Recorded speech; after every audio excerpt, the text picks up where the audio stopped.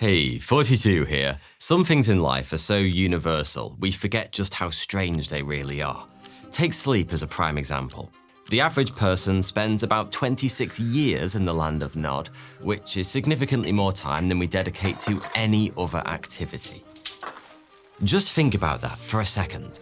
No matter how much we like to carp on about carpe diem and living life to the full, the single thing we do most with our limited time on Earth is lie down unconscious in a darkened room. Just in case that wasn't a big enough waste of time whilst we're asleep, our highly advanced brains activate nonsense mode, conjuring up visions of what it would be like to be chased through your hometown by a giant parakeet with the face of Melania Trump. Despite its inherent weirdness, sleep is probably the most universally popular activity of all time. Seriously, how many people have you met who actively dislike sleeping? I'm willing to bet the answer is a nice round 0. Sleep is the drug we're all addicted to, the oblivion we welcome with open arms. Nonetheless, for the unlucky few who suffer from serious sleep disorders, getting into bed can be a truly terrifying experience. Sleep disorders, also known as parasomnias, manifest in myriad forms. People with narcolepsy fall asleep constantly during the day. Sleepwalkers wander about when they should be tucked up in bed. And people with so-called nocturnal eating disorders raid the fridge and go to town on last night's leftovers, all whilst fast asleep. But of all the ways your sleep can go south, perhaps the scariest and strangest is something known as sleep paralysis. Now, I've just listened to an amazing book. It's called The Human Edge. It's by Greg Orme, and it talks about what skills you can learn to safeguard you from the coming AI job apocalypse. It's a fascinating guidebook on how we can all take steps now to ensure our futures are prosperous. But I listened to it on Blinkist, which reduces the most amazing books into 15-minute bite-sized chunks. Each blink on Blinkist contains the most important ideas from the book in question, so you're getting all the best bits and the most powerful insights without having to spend days reading the full thing. They have over 5,000 titles from 27 categories. And now you can create a space with friends and family where you can add, share, and recommend titles from the Blinkist library, all in one place right in the app. As a premium user, you can create multiple spaces with the same people or with new ones. To create your Blinkist space, simply tap on the spaces icon in the bottom right corner of the screen and tap Create Space.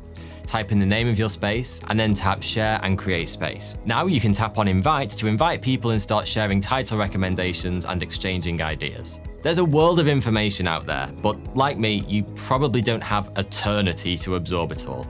And that's where Blinkist comes in. So go ahead and get 25% off Blinkist annual premium. Start your 7-day free trial by clicking the link in my description box below. And thanks to Blinkist for sponsoring this video. Check the link below to subscribe. By some estimates, up to 50% of the population will experience sleep paralysis at some point during their lives, so you may already know what I'm talking about. If not, allow me to explain the full terror of this particularly petrifying parasomnia. Sleep paralysis can occur either whilst falling asleep or waking up. Either way, the primary symptom is the same. Despite being fully conscious and able-bodied, the sufferer suddenly finds himself unable to move or speak. It can last anywhere from a few seconds to several minutes. Either way, you are a captive within your own corporeal confines. Waking up to find you've become a quadriplegic for no apparent reason is disturbing enough, but things only get worse from there, because this unnerving paralysis is usually accompanied by a whole host of other spooky symptoms.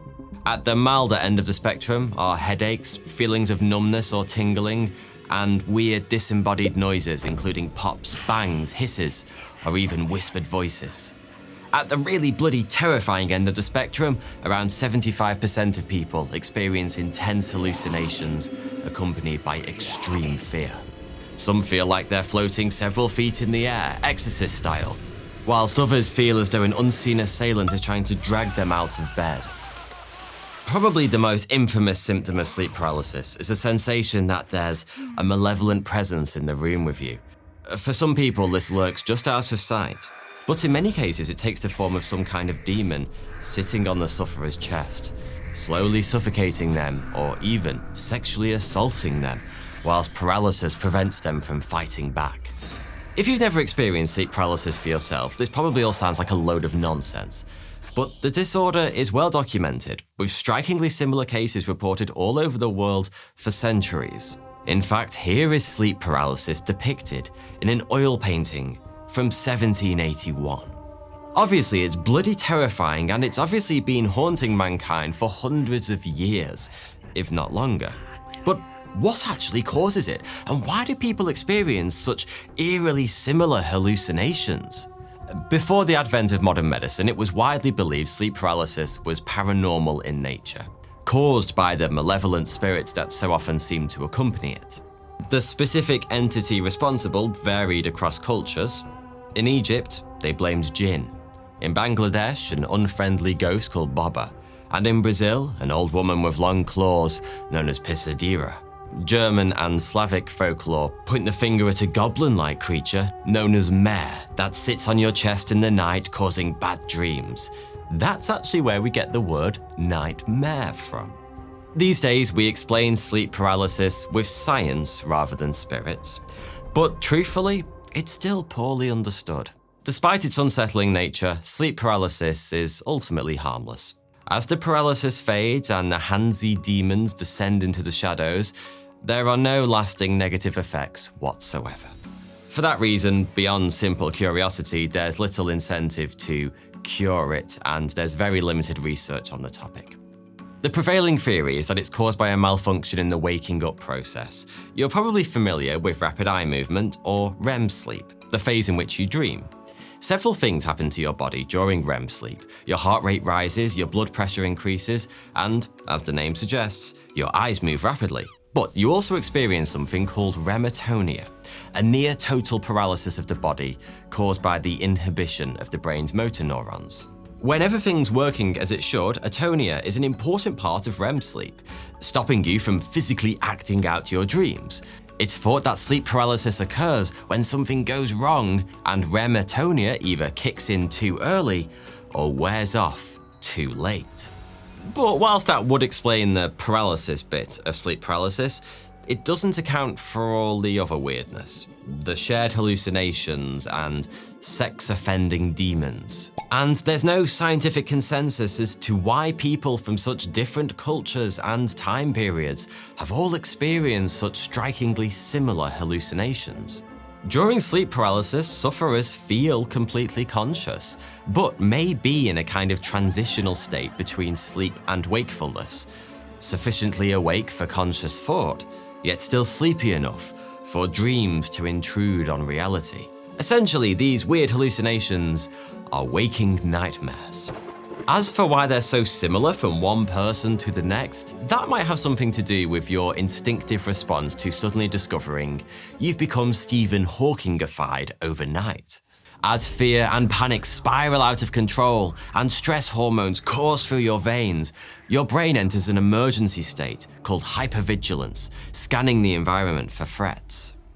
Considering the fact you're tucked up safe and sound in bed, threats are likely to be thin on the ground. But here's where your dreams start to fill in the gaps between experience and reality. During REM sleep, breathing naturally quickens, becoming shallower, which can make you feel short of breath and cause a sensation of pressure on your chest. But during sleep paralysis, you're unable to voluntarily control your breathing. You try to take a deep breath only to find that you can't. Pressure and panic start to build, but your brain can't explain why, so you just dream up an explanation instead. Ah, there's obviously a pervy demon sat on my chest. Now it all makes perfect sense. It sounds crazy, and it's safe to say it's more of a hypothesis than scientific fact, but dreams do react to external stimuli like smells and sounds all the time. You may have heard your alarm clock in your dream before it actually wakes you up. It's just, in this case, the external stimulus, the pressure on your chest, and an extreme sense of danger aren't actually real. An alternative theory is that sleep paralysis disrupts the parts of your brain that store your own internal body image, creating the illusion of your own body shape directly in front of you. If that's true, the malicious intruder you can sense in your bedroom is actually you, which somehow feels even creepier. As for the feelings of floating or being dragged around your bedroom, that's likely caused by a spike of activity in the cerebellum, which is responsible for coordinating movement. Whilst exactly what causes sleep paralysis remains up for debate, a wealth of anecdotal evidence has given us a pretty good idea of what triggers it. You're more likely to suffer from sleep paralysis if you're stressed, tired, have an erratic sleep schedule, or regularly sleep on your back. I guess that's most of us then. People who suffer from insomnia or sleep apnea are also significantly more likely to experience sleep paralysis. And there seems to be a genetic component to it, so if other people in your family have it, there's a good chance you will too. Hey, at least that's something to talk about around the dinner table. So the next time you wake up to find a highly aggressive old woman sitting on your chest trying to murder you, take my advice. Try to wiggle your toes. If you can't, just relax. You aren't in any danger, and it'll all be over in a couple of minutes. Or just start screaming. Thanks for watching.